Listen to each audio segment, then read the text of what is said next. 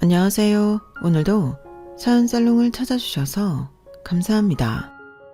사람에게는 저마다의 지옥이 있다고 하잖아요. 제게 있어서 지옥은 친정 식구들이 아닌가 생각해요. 내 의지와는 상관없이 가족이라는 이름으로 묶여버린 사람들 때문에 자라면서도 그랬고 내 가정을 이룬 후에도 고통의 연속이었거든요. 천륜을 앞세워 평생 무리한 요구를 해대는 사람들을 어떻게 가족이라고 할 수 있겠어요. 그래서 50살 생일을 앞두고 친정 식구들과 절연을 하게 됐습니다. 나 혼자 참고 끝날 일이라면 다 포기하고 살던 대로 살았을지도 몰라요. 하지만 처가 잘못 만난 죄로 등에 빨대 꽂힌 채 살아야 하는 제 남편은 무슨 죄인가요? 천성이 착하고 마음이 약해서 제 친정 식구들의 무리한 요구에도 늘 묵묵히 따라주었던 착한 남편인데 언제까지고 그렇게 희생하며 살도록 놔둘 수는 없었어요. 그래서 늦었지만 이제라도 용기를 내게 되었습니다. 혹시 저처럼 친정 식구들 때문에 마음고생을 하는 분들이 계시다면 제 사연이 위안이 되었으면 좋겠네요. 맏딸은 살림 미천이라고들 하죠. 저 역시 어릴 때부터 그 말을 수도 없이 듣고 자랐어요. 제가 태어나던 순간을 기억하지는 못하지만 엄마나 주위 친척들 얘기를 들어보면 첫애가 딸이어서 다들 많이 실망을 하셨다고 하더군요. 그때 위안 삼아 주변에서 했던 말이 맏딸은 살림 미천이란 말이었어요. 엄마한테는 그 말이 조금은 위안이 되었는지는 모르겠지만 당사자인 저는 제 어깨에 무거운 짐을 올린 것처럼 버거운 말이기도 했어요. 이제 겨우 말을 알아듣게 된 때부터 엄마와 외가 식구들은 제 귀에 딱지가 않도록 그 말을 해댔거든요. 영은이 너는 네 엄마한테 잘해야 한다. 첫애로 딸을 낳아서 네 엄마가 얼마나 시댁 눈치를 보고 살았는지 아니? 네가 하나만 더 달고 낳았어도 네 엄마가 그런 구박은 안 받았어. 기집애가 뭐가 급하다고 먼저 태어나서는 지 엄마를 힘들게 한 건지 명훈이가 먼저 태어났어 봐. 네 친가에서 네 엄마를 업고 다녔지. 그러니까 미안한 줄 알고 네 엄마한테 잘해.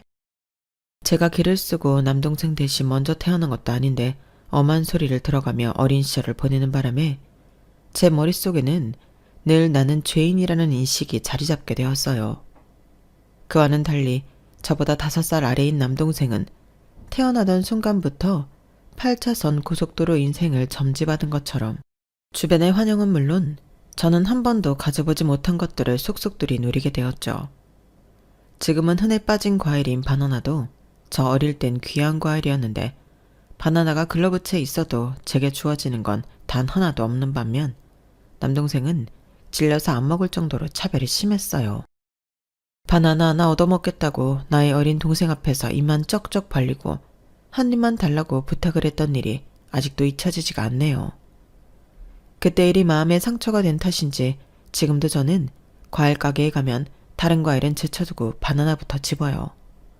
웃기는 건 그렇게 사와서는 선뜻 제 손으로 까먹지도 못한다는 거예요.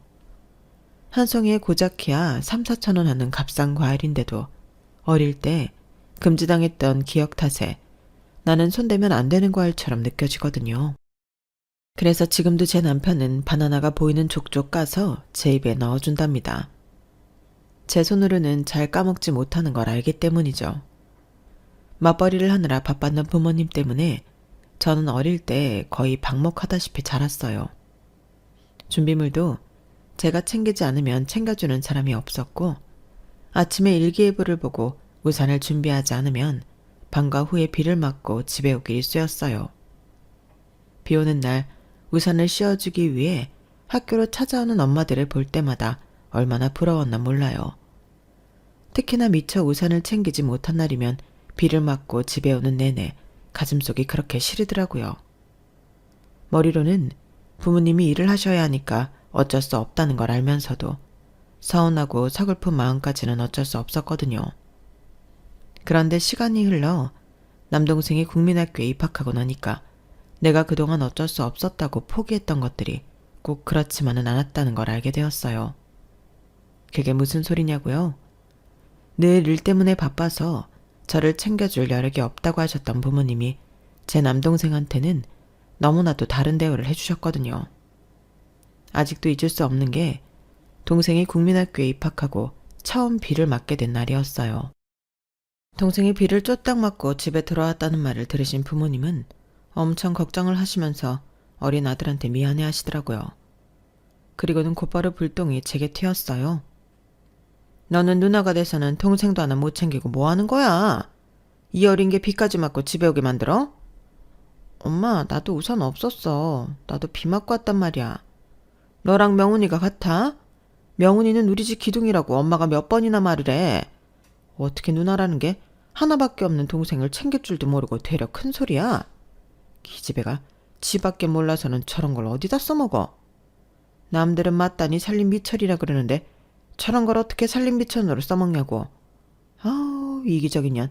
한 번만 더 동생 안 챙기고 이기적으로 굴어봐. 집에서 내쫓아버릴 테니까. 동생은 나와 달리 귀한 존재라는 엄마의 인식은 어린 제 가슴에 피멍이 들게 했어요. 나는 비를 맞아도 되고 마시는 건 늘 동생한테 양보해야 하고 나보다는 동생을 최우선으로 생각하고 살아야 한다면 굳이 부모님은 나를 왜 낳았을까 하는 생각을 하게 되더라고요. 내 존재를 부정하는 엄마의 싸늘한 말에 나는 이 집에서 부모가 원하는 대로 살지 않으면 언제고 버려질지도 모른다는 두려움까지 안고 살게 됐어요. 그래서 제가 선택한 방법은 헌신적인 맏딸로 살아가는 거였죠. 그렇게 해도 칭찬은커녕 당연한 걸로 받아들여졌지만요. 제가 학교에 다니던 때만 해도 급식을 하는 학교는 없었어요. 다들 도시락을 싸고 다녔거든요. 저 혼자 학교에 다닐 때는 엄마가 아침에 도시락을 싸준 날이 손에 꼽을 정도였는데 동생이 도시락을 싸갈 나이가 되니 매일같이 엄마가 손수 도시락을 싸시더라고요. 덕분에 저도 엄마가 싸주는 도시락을 얻어먹을 수는 있었지만 안타깝게도 반찬은 늘 달랐어요. 동생 도시락에는 미니 돈가스며 줄줄이 소시지가 들어있는 반면 제 도시락에는 김치랑 전날 먹었던 밑반찬들이 채워졌거든요. 차라리 내 손으로 싸가는 도시락만도 못한 엄마의 도시락을 들고 학교에 갈 때면 속으로 그런 생각을 했어요. 나는 나중에 애를 낳으면 절대로 엄마처럼 차별하고 키우지 않을 거야. 도시락 반찬도 똑같이 싸두고 바나나도 똑같이 먹이고 옷도 운동화도 가방도 똑같이 사줘야지. 남들이 보기엔 별거 아닌 거라고 치부할지 모르겠지만 그 당시 저한테는 정말 마음에 상처가 되는 일이었어요. 제가 가장 믿고 의지해야 할 사람이 눈앞에서 늘 저와 남동생을 차별하는 걸 보고 자라야 하는데 왜 안 그렇겠어요. 고등학교 진학을 앞두고도 부모님은 제 성적이나 적성과는 상관없이 집안의 살림 미천이 되라시며 상고에 진학하라고 하셨어요. 우리 형편에 너 대학 보낼 여력도 없는데 인문계 고등학교는 가서 뭐해? 상고 나와서 얼른 취직하는 게 백배천배 낫지. 그래야 명훈이 대학 등록금도 될 거 아니니. 그러니까 담임 선생님한테는 상고 진학할 거라고 말해. 부모님은 아들 대학 보낼 미천으로 쓰겠다는 이유로 성적이 전교 5등 안에 드는 딸한테 상고 진학을 강요하셨어요. 당연히 담임 선생님은 반대를 하셨죠. 명훈아, 네가 왜 상고를 가? 아니 왜? 너 정도 성적이면 고등학교 때 바짝 등수 올려서 명문대도 노려볼 만한데? 왜 상고를 가겠다는 거야? 혹시 집안 형편이 안 좋니? 그래서 그래? 따지고 보면 저희 집 형편이 자식을 대학에 못 보낼 정도는 아니었어요. 당시만 해도 부모님이 하시던 가게가 꽤 잘 되는 편이어서 오히려 주변 친구네보다 형편은 나았거든요. 그게 아니라 부모님이 상고 진학을 원하세요. 제가 남동생에 있어서 둘이나 대학에 보내긴 힘드시다고요. 아니 그래도 그렇지. 그런다고 전교 5등 안에 드는 애를 상고 진학을 시켜? 명훈아, 선생님도 가정 형편이 어려워서 내 손으로 벌어서 대학 다녔어. 대학만 들어가면 과외도 할 수 있고 틈틈이 아르바이트도 할 수 있어서 학비 마련하는 건 그리 어려운 일이 아니야. 게다가 정 안 되면 학교 공부 열심히 해서 성적 장학금을 따도 되고. 그러니까 부모님께 잘 말씀드려서 인문계로 진학해. 대학의 인생의 전부는 아니지만 그래도 대학을 나온 사람은 안 나온 사람들보다 더 많은 선택을 할 수 있으니까. 담임 선생님은 제가 많이 안쓰러우셨는지 이후 저희 부모님 가게까지 찾아가 저를 인문계 고등학교에 진학시키라고 부탁을 하셨어요. 하지만 부모님은 그 말을 귓등으로도 듣지 않으셨고 끝내 저를 상고에 보내셨어요. 비록 인문계 고등학교 진학은 물 건너갔지만 그래도 성적이 좋았던 덕에 상고 중에 제일 좋다는 학교에 진학을 할 수 있었어요. 처음 중학교 동창들과 달리 상고 교복을 입게 되었을 때는 왠지 위축되고 기분도 많이 울적했는데 막상 학교에 다니고 보니 생각보다 좋더라고요. 우리 학교가 그래도 상고 중에 성적이 최상위 학교라 그랬는지 모르겠지만 다들 공부도 꽤 했던 애들이고 학교 분위기 자체가 학생들을 대우해주는 느낌이 들더라고요. 종종 학교에 찾아오는 선배들만 봐도 대학을 나온 사람들 못지않게 좋은 회사에 취직한 사람들도 많았어요. 그래서 그런 선배들을 보며 저도 희망을 갖게 되었죠. 학교에 찾아왔던 선배들 중에 한 선배가 이런 얘기를 하더라고요. 자기는 회사에 다니면서 야간대학에 다니고 있는데 졸업장을 따면 대졸로 입사한 사원들과 같은 대접을 받을 수 있다고 말이에요. 돈을 벌면서 남은 시간에 공부까지 할 수 있다니 이보다 좋은 기회가 어디 있겠어요. 그래서 본격적으로 자격증 준비도 하고 어떻게든 복지가 좋은 회사에 취직을 하려고 기를 쓰고 노력했어요. 그리고 그런 노력 덕에 남들이 부러워할 만한 회사에 취직을 하게 되었고 선배 말 맞다나 야간대학도 다니게 되었어요. 제가 다니던 대학에는 저처럼 회사에 다니는 사람들이 꽤 있었는데 그중 하나가 바로 제 남편이었어요. 남편은 저보다 7살이나 많았는데 왜 이제야 공부를 시작하게 됐냐고 물었더니 부모님이 일찍 돌아가시는 바람에 동생들 뒷바라지를 하고 이제야 자기 공부를 하게 됐다고 하더군요. 제 바로 밑에 동생이 공부를 참 잘했어요. 그런 놈을 어떻게 대학을 안 보낼 수 있겠어요. 그래서 둘째 대학 보내고 막내가 취직하는 것까지 보고서야 내 소원풀이를 하게 된 거죠. 다행히 회사에서 지원을 해주셔서 등록금도 보조받고 있어요. 주변에선 대학 졸업하면 더 좋은 회사로 옮기라고 그러는데 난 안 그럴 거예요. 사람이 은혜를 입었으면 갚을 줄도 알아야죠. 비록 작은 사업체지만 회사에 도움이 될 수 있게 뼈를 묻을 생각입니다. 남편은 아무래도 강의실 내에서 나이도 제일 많고 말수도 적은 편이라서 선뜻 말을 걸기 힘들었는데 막상 말을 붙여보니 자기 사생활까지 술술 풀더라고요. 그런데 나중에 알고 보니 남편이 다른 사람들한테도 그랬던 건 아니고 저한테만 유독 살갑게 대했던 거더라고요. 남편은 연륜이 있어서 그런지 한자도 많이 알고 정치, 사회, 문화적으로 해박한 사람이었어요.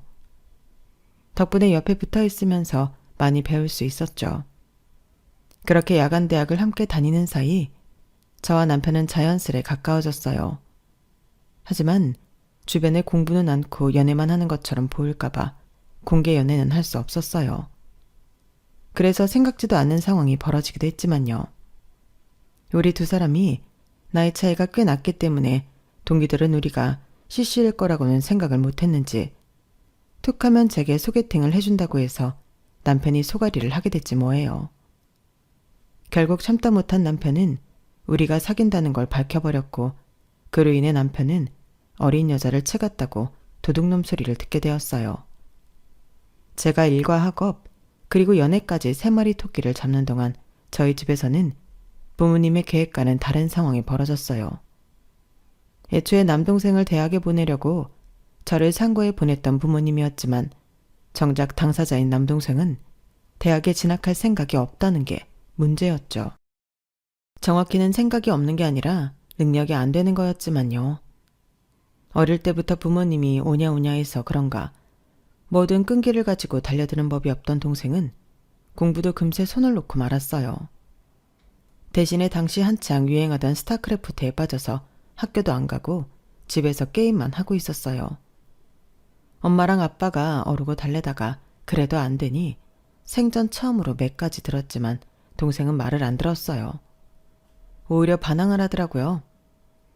엄마 아빠가 나한테 해준 게 뭐가 있다고 그래. 내가 왜 게임에 빠졌는데. 다른 집 부모들처럼 놀이동산에도 같이 가주고 주말마다 같이 놀아주지도 않았으면서 왜 이제 와서 내가 하고 싶다는 것도 못하게 하냐고. 그동안 방치했으면 앞으로도 쭉 모르는 척하고 살아. 이제 와서 부모 노릇하겠다고 나서지 말라고. 목에 핏대까지 세어가며 고래고래 소리를 지르는 아들 앞에서 부모님은 망연자실한 표정이 되었어요. 바쁜 와중에 그래도 아들한테만큼은 해줄 수 있는 걸 전부 해줬는데 그런 자신들한테 해준 게 뭐 있냐고 따지는 아들을 보니 그간의 노력이 수포가 되는 기분이었을 거예요. 앞으로 나한테 이래라 저래라 하지 마. 어차피 나 같은 돌머리는 공부해도 대학 절대 못 가. 그러니까 헛된 꿈 갖지 말고 현실을 받아들이라고. 비록 공부는 못하는 동생이었지만 그래도 자기 자신에 대한 주제 파악은 제대로 했던 동생은 아득바득 자신을 대학에 보내려는 부모님의 뜻을 한 번에 잘라버렸어요. 당시에는 이런 동생이 이해가 안 갔어요. 복에 겨워서 저런다 생각했거든요. 그런데 나중에 동생이 군에서 휴가를 나왔을 때 제게 그런 말을 하더라고요. 누나는 누나가 나 때문에 누릴 건 못 누리고 희생하고 살았다고 생각하겠지만 나도 내 나름대로 편하지만은 않았어. 누나도 알잖아. 난 누나처럼 똑똑하지도 않고 뭔가에 악착같이 달려지는 성격도 아니라는 거. 그런데도 엄마랑 아빠는 늘 나한테 기대를 하잖아. 난 능력도 안 되는데 말이야. 엄마 아빠가 대놓고 말하지는 않았지만 모르긴 해도 항상 나랑 누나를 비교하고 있었을걸? 딸은 아무것도 안 해줘도 지가 알아서 다 해내는데 기껏 투자한 아들은 왜 이 모양일까? 근데 그거 알아? 부모가 말을 안 해도 당사자인 나는 느낀다는 거. 나는 태어나서 지금까지 매 순간 누나라는 벽 앞에서 좌절감을 맛봐야 했어. 차라리 내 누나가 공부도 못하고 노는데 정신 빠진 구제불능 날라리였으면 좋겠다고 생각했다고. 누나가 나를 이렇게 불행하게 만든 거야. 나 때문에 자기 인생이 불행해졌다고 말하는 동생을 보니까 서운하기도 하면서 한편으로는 안 됐다는 생각도 들었어요. 동생 말을 100% 인정할 수는 없지만 지도 얼마나 힘들었으면 모든 걸 남의 탓으로 돌리게 됐을까 생각했거든요. 동생이 군에서 제대하고 얼마 지나지 않아 저는 결혼을 했어요. 부모님한테 등 떠밀려 동생 대학 등록금을 대려고 적금을 들어두었던 제 월급은 고스란히 제 결혼 비용으로 사용할 수 있었어요. 동생이 대학에 못 들어갔으니 당연한 결과였죠. 그런데 제가 결혼하고 2년쯤 지났을 때였어요. 조류 독감의 여파로 부모님이 하시던 닭갈비집이 문을 닫게 된 거예요. 그동안에도 한 번씩 조류 독감이 돌긴 했지만 그 애는 유독 심해서 몇 달이나 장사를 제대로 못한 부모님으로서는 더 이상 버틸 여력이 없었거든요. 그 바람에 부모만 믿고 일도 않고 백수로 살던 동생 역시 타격을 받게 되었어요. 보다 못한 남편이 나서서 제 동생 일자리를 알아봐 주었지만 한 달도 채우지 못하고 힘들다고 뛰쳐나와 버리더라고요. 괜히 소개를 해준 제 남편만 신용을 잃게 된 셈이었죠. 그런 아들을 탓해야 할 부모님은 오히려 제 남편을 원망했어요. 지는 넥타이 매고 에어컨 나오는 사무실에서 편하게 일하면서 남의 귀한 아들은 땡 뺏어서 일을 하게 해? 이런 삼복더위에 작업복까지 입고 일하라 그러면 누가 하겠냐고. 직장이라고 별 그지 같은 거 하나 구해주고선 자기가 처남 직장까지 해줬네. 생색에다 내고 말이야. 사람이 그러는 게 아니야. 지 동생이라면 그런 자리 소개하겠냐고. 그럼 기술도 없고 학벌도 없는 녀석한테 어떤 자리를 주선해줬어야 하는 걸까요? 아무리 내 부모지만 정말 말도 안 되는 억지를 부린다 싶었어요. 그래서 한마디 하려는데 남편이 먼저 선수치더라고요. 아우 장모님, 제가 생각이 짧았습니다. 사람이 급하게 필요하다는 말에 마음이 급해서 처남을 배려하지 못했어요. 정말 죄송합니다. 앞으로는 이런 실수 없도록 할게요. 그러니 노연 푸세요. 남편은 자신이 억울한 상황이었음에도 불구하고 저희 엄마 마음을 풀어주려고 노력을 했어요. 그 모습에 옆에서 지켜보는 저는 속에서 천불이 나더라고요. 하지만 여기서 제가 끼어들면 오히려 엄마 화만 돋우게 될 거고 그러면 곤란한 건 제 남편이라는 걸 알기에 꼭 참을 수밖에 없었어요. 대신 집에 돌아오는 길에 남편 손을 잡고 대신 사과를 했어요. 여보 미안해. 명훈이 때문에 회사 쪽에 당신이 곤란한 상황이 됐잖아. 그런데도 엄마는 명훈이 잘못은 생각 않고 당신 탓만 하고. 내 친정 식구지만 정말 이럴 땐 이해가 안 가. 미안해 여보. 당신이 왜 미안해해. 그리고 처남도 시간이 지나면 자기가 철없이 군 거 알게 될 거야. 남의 돈 받고 일한다는 게 쉬운 일이 아니라는 걸 차차 알게 될 테니까. 그리고 장모님한테도 뭐라고 하지 마. 부모 입장에선 내 자식의 제일 중요한 건 당연하잖아. 그러니 세상에서 제일 큰 백은 부모라고 하는 거겠지. 아, 이럴 땐 정말이지 차남이 부럽다. 나도 우리 부모님이 그렇게 일찍 돌아가시지 않았으면 항상 내 편을 들어주셨을 텐데. 난 부모도 없는데 그럼 누가 내 편을 해주나? 누가 해주긴 여기 있잖아. 나 앞으로는 내가 당신 편 해줄게. 그러니까 쫄지 말고 당당하게 어깨 펴. 당신은 세상에서 제일 센 마누라 백을 가진 사람이니까. 부모가 없어서 백이 없다는 남편이나 부모가 있어도 백이 없는 저나 결국엔 서로가 서로의 백이 되어주는 수밖에 없었어요. 이후로도 제 친정에 일이 생길 때마다 남편은 두 팔 걷어붙이고 달려갔고 기껏 도움을 주고도 고맙다는 말은커녕 되려 왜 더 잘해주지 않았냐는 핀잔만 듣곤 했어요. 나한테 그러는 건 참을 수 있었지만 툭하면 내 남편 탓을 하는 건 참기 힘들더라고요. 그래서 친정 부모님과도 싸우고 남동생과도 다투곤 했는데 결과적으로는 그게 모조리 내 남편한테 돌아가지 않겠어요? 명훈이 제가 원래 이런 애가 아니었는데 자네랑 결혼하고부터 애가 이상해졌어. 전에는 부모 말이라면 꾹뻑하던 게 이젠 툭하면 달려들기 일쑤고 요즘엔 아주 내가 명훈이 무서워서 말도 못 꺼내겠다고. 사위 하나 잘못 들여서 이게 무슨 꼴인지? 엄마, 무슨 말을 그렇게 해. 그리고 내가 누구 때문에 이렇게 됐는데 엄마랑 아빠가 날 이렇게 만든 거잖아. 왜 꾸준히 이 탓을 해? 저도 지지 않고 엄마한테 대들었는데 거실에 앉아 담배를 태우시던 아빠가 제 다리를 집어 던지시며 소리치셨어요. 둘 다 시끄러. 이놈의 집구석은 어떻게 된 게 하루도 조용할 날이 없어. 가장에 앉아있는데도 어떻게 애미랑 딸년이 싸움질을 하느냐고. 이러니 집안 꼴이 잘 돌아갈 리가 있나. 명훈이 너 앞으로 부모한테 그따위로 굴 거면 집에 오지 마라. 박서방, 자네도 이제 내 집에 드나들지 마. 아주 둘 다 꼴도 보기 싫어. 장인어른, 저희가 잘못했습니다. 앞으로는 이런 일 없도록 할 테니까 노연 푸세요. 그러지 마시고 저랑 같이 한잔하러 가시죠. 근처에 장인어른 좋아하시는 소 곱창집이 생겼더라고요. 가서 저랑 소주 한잔 하시면서 기분 푸세요. 그 말에 아빠는 못 이기는 척 사위가 이끄는 대로 집을 나가셨어요. 자식인 저도 화가 나서 부모랑 얼굴 마주하고 싶지 않은 판인데 남편은 어떻게든 장의 기분을 풀어주려고 잘 마시지 못하는 술을 마신다고 아빠랑 나가더라고요. 매번 이런 식으로 모든 수습은 남편이 하게 되니까 저도 점점 입을 다물게 되었고 그러는 사이 저희 부부는 제 친정 식구들한테 호구 잡힌 삶을 살게 되었어요. 남동생 결혼만 해도 그래요. 30이 다 되도록 벌어둔 돈도 한 푼 없는 놈이 이제 갓 20살을 넘긴 여자애를 데려와 혼전 임신을 했으니 결혼시켜달라고 때를 쓰지 뭐예요. 다 큰 성인이 결혼을 하겠다도 아니고 결혼을 시켜달라니 이게 말이 되는 소리냐고요. 이제는 본인 소유의 가게도 없이 남의 가게에 월급을 받고 일을 나가던 부모님은 당연하다는 듯 저희를 찾아오셨더라고요.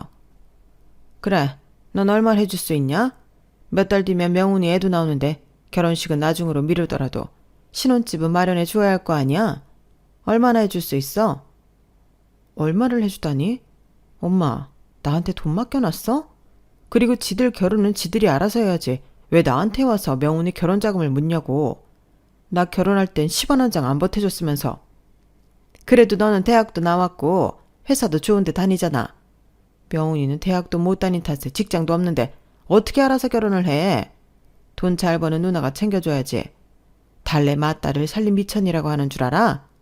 긴 말 필요 없고 돈 없으면 대출이라도 받아줘. 일단 집은 마련해 줘야 하니까. 장사를 그렇게 오래 하신 분이 어쩌면 그렇게 계산이 어두우신 건지 모르겠어요. 아니, 제 대학을 누가 보내줬는데요? 제 스스로 벌어서 다녔잖아요. 그런데도 매번 부모님은 마치 저만 부모 도움으로 대학 다니고 동생은 그 혜택을 못 받은 것처럼 말씀하시더라고요. 정말 말을 하자면 억울한 게 한두 가지가 아니었지만 그걸 토로한다고 해서 이해하고 받아들이지 않으시니 소귀의 경읽기나 다름이 없었어요. 결국 부모님은 제 남편을 닥달해서 5천만 원을 대출받게 하셨고 남동생은 그 돈으로 전셋집을 구해 신혼을 시작하게 됐어요. 말로는 대출만 받아주면 매달 얼마씩 돈을 갚아주시겠다고 하셨지만 어림도 없는 소리였죠. 부모님이고 동생이고 간에 원금은커녕 이자 한 번을 안 갚았거든요. 그 일로 얼마나 남편한테 눈치가 보이던지. 그런데도 남편은 형제끼리 그럴 수 있는 거라면서 손윗사람인 우리가 참자고 그러더라고요. 하지만 한번 호구 잡힌 우리 부부는 쉽게 제 친정의 소나기에서 벗어나지 못했어요. 집에 뭐가 망가질 때마다, 부모님이 병원 신세를 질 때마다, 심지어 가족들이 모여 외식을 할 때도 늘 지갑을 여는 건 우리 부부였어요. 그렇다 보니 우리가 돈 내는 걸 아주 당연하게 여기더라고요. 그렇게 20년 넘게 시간이 흐르는 사이 부모님과 동생 내외는 더욱 뻔뻔해졌고 제 남편 등에는 제 친정 식구들이 꽂은 빨대가 더욱 깊게 박혀버렸어요. 그러던 어느 날 생각지도 못한 일이 벌어진 거예요. 남편이 회사에서 희망퇴직 명단에 오른 거예요. 선대 회장님의 총애를 받았던 남편이 있지만 그 아들이 회사를 물려받으면서 회사 내에서 입지가 좁아졌는데 결국엔 50대 중반에 쫓겨나게 된 거였어요. 평소 새로운 회장이 말도 안 되는 사업을 벌이는 바람에 회사가 몇 번이나 휘청했었는데 그때마다 신임 회장과 대척점에 섰던 게 남편이었거든요. 결국엔 그때 박힌 미운털로 인해 쫓겨나게 된 거였죠. 사실 제 남편이 신임 회장을 말리지 않았다면 진작에 회사는 넘어갔을 텐데도 그 공적은 생각도 않고 감정만 앞세운 인사라서 남편은 많이 서운해했어요. 선대 회장님께서 대학 진학을 도와주신 덕분에 야간대를 나왔던 남편은 정말 회사에 뼈를 묻을 각오로 열심히 일했는데 그 결과가 50 중반의 희망퇴직이라니 너무 잔인하잖아요. 저는 남편한테 선대 회장님을 한번 찾아가 보라고 했지만 남편은 그러고 싶지 않다고 하더군요.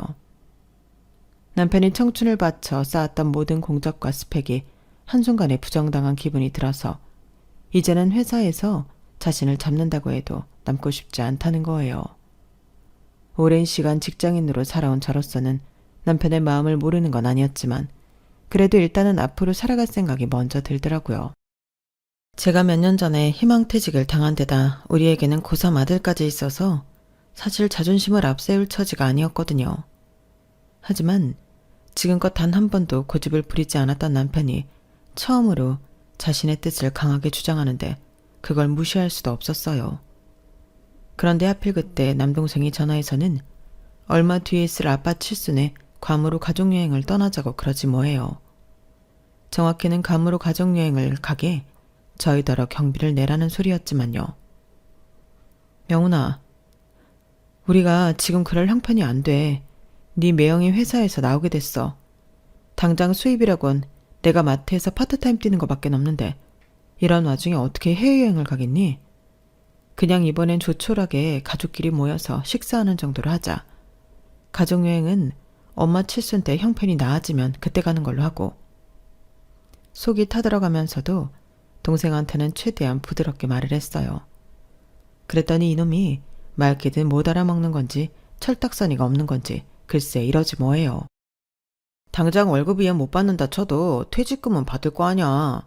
30년 가까이 근무했는데 퇴직금도 꽤 나올 테고. 그 돈이면 여행 경비 내고도 남지 않아? 유럽으로 가자는 것도 아니고 꼴랑 괌 여행인데 돈 몇천밖에 더 들겠냐고. 집사람도 그렇고 우리 지우도 그렇고 괌 가고 싶다고 난리란 말이야. 지금껏 지는 집안일에 돈 한 푼 안 냈으면서 지 돈 아니라고 돈 몇천을 우습게 하는 꼴에 순간 화가 치밀었어요. 뭐 이 자식아? 꼴랑 괌? 그래, 그럼 돈 몇천밖에 안 드는 여행이니까 이번엔 네가 내라. 그러면 우리도 갈게. 어떻게든 내가 이날 이때까지 네 매형 등골 빼먹고 살았으면서 직장에서 나오게 됐다는데도 네 식구들 공짜 여행 보내줄 생각만 하니? 네가 입이 있으면 말을 해봐. 너 신혼집 얻을 때 보증금 누가 해줬어? 너 PC방 말아먹고 치킨집 차릴 때 누가 돈 대줬냐고. 그때 은행 대출 받은 1억 2천 아직도 우리가 갚고 있어. 매년 너한테 들어간 돈이 그리고 자그마치 3억이 넘어. 그 돈만 회수해도 우리 식구 걱정 없이 산다고. 그런데 어쩜 매형 걱정은 하나도 않고 네 식구들이랑 공짜 여행 갈 걱정만 하니? 네가 그러고도 인간이야? 너무 화가 나서 참았던 울음이 터져나왔어요. 그랬더니 동생도 미안하다며 꼬리를 내리곤 전화를 끊더라고요. 전화를 끊고도 한참이나 감정이 추스러지지 않아서 바닥에 주저앉은 채 한참을 울었어요. 그렇게 몇 주가 지난 어느 날이었어요. 엄마가 전화를 했더라고요. 캐리어 좀 빌려달라고요. 캐리어? 그건 갑자기 왜? 그랬더니 엄마가 횡설수설을 하더라고요. 경동시장에 참기름을 사러 가는데 들고 오기 무거워서 여행 가방에 담아올 거라나요? 그럴 게 뭐 있어. 김서방한테 태워다 달라고 하면 되지. 잠깐만 있어봐. 이희한테 말해볼게. 그러자 엄마가 다급한 목소리로 말리더라고요. 아니다. 그럴 거 없어. 그냥 내가 하나 사고 말지. 암튼 필요 없으니까 전화 끊자. 순간 쎄한 게 엄마가 제게 숨기는 게 있는 것 같더라고요. 그래서 동생한테 전화를 해봤는데 이 녀석이 안 받지 뭐예요. 올케한테 해봐도 역시나 안 받고요. 그래서 동생네 집으로 가봤는데 거기서 듣지 말아야 할 얘기를 듣게 된 거예요. 가게 안쪽 테이블에 저희 부모님이 와 계셨는데 손님이 뜸해서 그런지 동생 내외도 함께 테이블에 앉아서 이야기를 하고 있더라고요. 난 누나가 갑자기 왜 전화했나 했더니 이게 다 엄마 때문이었구나.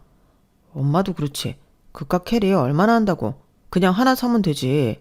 뭘 누나한테까지 전화해서 가방을 빌려달라고 그랬어. 하마터면 우리 괌 여행 가는 거 들킬 뻔했잖아. 들어보니까 매형이 회사 그만둔 것도 아니고 잘린 것 같던데 그러다가 앞으로 우리한테 엉겨붙으면 어쩌려고? 저번에 누나랑 통화해보니까 여차하면 그동안 빌려준 돈 다 내놓으라고 할 것 같더라고. 그러니까 누나 심기 건드리지 말고 살살 달래놓고 연락 않고 사는 게 최선이야. 이제 단물 다 빠졌는데 누나 내랑 연락하고 지내봐야 우리 선에 떨어지는 것도 없어. 맞아요, 어머님. 침몰하는 배에서는 얼른 발을 빼는 게 상책이에요. 그러자 엄마는 내심 아쉽다는 표정으로 그러시더군요. 누가 그걸 모르니? 그래도 한 번 쓰고 끝날 여행 가방을 굳이 돈 주고 사려니 아까워서 그랬지. 예, 이번 여행 가는데 내가 2년 부은 적금도 깨고 개도 깨고 네 아빠 비상금까지 탈탈 털었어. 여행 갔다 오고 나면 우리 아주 개털이라고. 엄마, 우리 치킨집 잘 되면 그땐 우리가 낼 테니까 너무 생색 좀 내지 마. 매형은 20년간 집안 행사에 돈 다 내고도 한 번도 생색 안 냈는데 엄마랑 아빠는 왜 이렇게 쪼잔해? 암튼 누나한테는 우리 괌 여행 가는 거 비밀이니까 다들 입단속 잘해야 돼.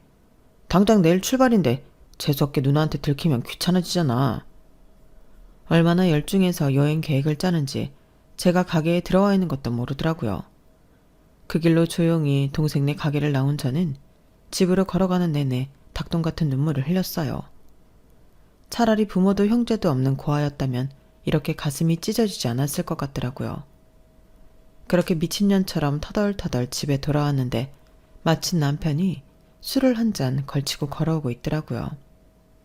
체격 좋고 탄탄하던 내 남편은 어디 가고 이제는 반 늙은이가 돼서 어깨가 축 처진 걸 보니 멈췄던 눈물이 다시 쏟아졌어요. 그래서 예전처럼 엉엉 소리까지 내며 남편한테 안겨 울었더니 남편이 제 머리를 쓸어주며 그러는 거예요. 우리 명훈이 누가 울렸어? 말해봐. 내가 아주 아작을 내줄 테니까. 혹시 나 때문에 온 거야? 회사도 잘리고 이제 돈 못 벌어다 주는 못난 남편이라서? 누가 당신 보고 못난 남편이래? 그런 거 아니야. 그리고 당신이 왜 잘려? 당신 발로 당당하게 나온 거잖아. 그깟 회사 다시 받아준데도 절대 안 보내. 괜히 남편한테 미안해서 큰 소리를 쳤더니 남편이 글쎄 그러지 뭐예요. 이거 곤란한걸? 회사에서 나보고 다시 와달라던데 당신 무서워서 절대 가면 안 되겠네? 그 말에 안개가 꽉 낀 것처럼 답답하던 머릿속이 순식간에 확 풀리는 것처럼 정신이 또렷해졌어요. 뭐라고? 회사에서 다시 오래? 정말? 그럼 가야지. 당장 가야지. 이 사람 좀 보게. 좀 전에는 절대 가지 말라더니 이젠 당장 가라고 그러네. 어쩌나?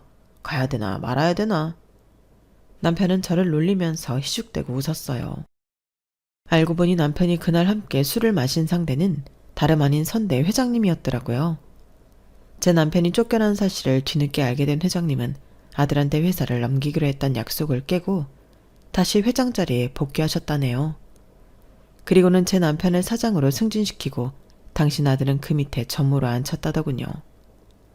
당장 다음 주 월요일부터 출근해야 한다며 남편은 다시는 입을 일 없을 줄 알았던 양복과 셔츠를 꺼내다 달아달라고 했어요. 양복이랑 셔츠뿐이겠어요? 남편이 해달라면 양말에 팬티까지 다 달아줘야죠. 그렇게 제 남편은 다시 회사에 복귀를 했고 저는 그 길로 차를 몰고 공항으로 갔어요. 며칠 동안 열심히 준비한 서류까지 챙겨든 채로요. 입국장에서 남동생 이름이 적힌 플랜카드까지 들고 서 있었더니 막 입국장으로 나오던 동생 내외와 제 부모님이 마치 귀신을 본 것처럼 저를 보고 놀라더군요. 명훈아, 여기야. 누나가 아침부터 와서 기다렸잖니. 그래, 괌 여행은 잘 다녀왔어? 네 인생의 마지막 해외여행이 될 텐데 신나게 놀고 오지 그랬니? 엄마랑 아빠도 얼굴이 좋아 보이는 걸 보니 여행이 즐거우셨나 보네? 아, 그 캐리어가 이번에 새로 산 거구나? 딸내미는 남편의 회사에서 잘리는 바람에 죽어라 죽어라 하는데 캐리어 사기 아까워서 그거 빌려달라고 전화를 다 하고. 엄마도 참 대단해. 그래도 엄마가 끝까지 그렇게 매정하게 낳아준 덕분에 나도 확실히 마음을 정할 수 있었어. 긴 여행에 피곤할 테니까 요점만 간단히 할게. 일단 엄마랑 아빠 몫은 8,700만 원이야. 리모델링 할 때 우리가 돈 내준 거 있지 않았겠지? 그리고 명훈이는 아우 이거 좀 세다. 너 신혼집이랑 네 차 살 때 들어간 돈이랑 지우 학원비 모자란다고 수시로 빌려간 돈. 그리고 치킨집 차린다고 대출 받아달라고 했던 돈까지 도합 3억 4,500이네? 너 이거 갚으려면 치킨집도 정리해야겠다? 하긴 네가 정리 안 해도 내가 가압류를 걸 테지만 다들 내가 무슨 말 하려는지 알고 있지? 이 돈 한 푼도 빼지 말고 싹 다 갚아. 다들 알 거야. 나 우리나라에서 제일 좋은 상공에서 3년 내내 전교 1등이었다는 거. 내가 아주 이 돈 계산은 끝내주게 해. 대기업에서도 알아주는 솜씨였거든. 변호사 찾아가서 상담 끝내고 정리한 내역이니까 의심스러우면 각자들 통장 내역 들춰가며 맞춰봐. 절대 틀릴 리 없겠지만 기한은 딱 90일이야. 90일이 지나면 날마다 이자 올라가니까 서둘러 갚도록 해. 우리 간의 동계산 끝나면 그날로 부모 자식 관계도 끝나는 거고 남매 관계도 끝나는 거니까 깔끔하게 처리하자고. 그동안 너무너무 야속했고 사무치게 서운했어. 그래서 아주 징글징글하게 정 떨어졌으니까 이번 생에 다시는 만나지 않도록 채무관계 깔끔하게 끝내줘. 적어도 인간이라면 최소한 그 정도는 해줄 거라 믿어. 저는 서류 봉투에 담아간 채무 내역서를 건네고는 공항을 빠져나왔어요. 집으로 돌아오는 차 안에서 그동안 가족들과 함께했던 순간들을 떠올려 봤어요. 어떻게 된 게 단 한 번도 이 사람들한테 저는 가족인 적이 없었던 것 같더라고요. 그래서 눈물도 안 나는 거 있죠. 그와는 반대로 부모님과 동생은 제가 미친 듯이 전화를 해댔어요. 전화를 안 받자 문자를 보내는데 하나같이 구구절절 하더군요. 결국은 돈 문제는 없던 걸로 해달라는 거였지만요. 예전 같으면 가족인데 그냥 용서해주라고 했을 남편도 이번만큼은 제 편이 되어주었어요. 그래서 90일 동안 내 부모와 동생 내외랑 피 터지게 싸워가며 모든 걸 정리할 수 있었어요. 솔직히 저는 이 돈을 다 못 받을 줄 알았는데 쥐어짜니까 어떻게든 받게 되더라고요. 그 말은 돌려 말하면 부모님과 동생한테는 저한테 받을 돈을 갚을 정도의 여력이 있었다는 반증일 거예요. 그러면서 지금까지 죽는 소리를 하면서 저와 제 남편 등의 빨대를 꽂고 신나게 쪽쪽 빨아댔던 거죠. 혹시 제 사연을 듣고 마치 내 얘기 같다고 느끼는 분들이 계시다면 제 사연이 그분들께 조금이나마 위로가 되었기를 바랍니다. 지금까지 제 사연을 들어주셔서 감사합니다. 모두들 건강하시고 행복하세요. 여러분, 사연 댓글에 응원과 현명한 조언 부탁드려요. 좋아요와 구독은 저에게 큰 힘이 됩니다. 오늘도 좋은 일 가득하세요.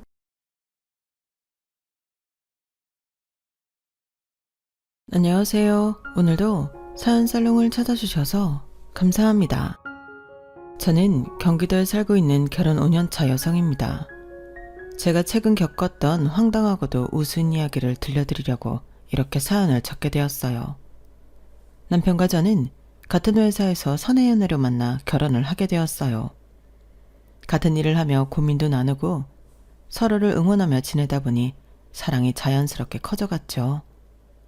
결혼 후에도 남편과 저는 여전히 친구 같은 부부로 잘 지내고 있어요. 다른 사람들은 단순히 저희가 사내 연애로 만나 결혼했다고 생각하지만 사실 깊게 알고 보면 남편과 저의 인연은 굉장히 특이하게 시작되었어요.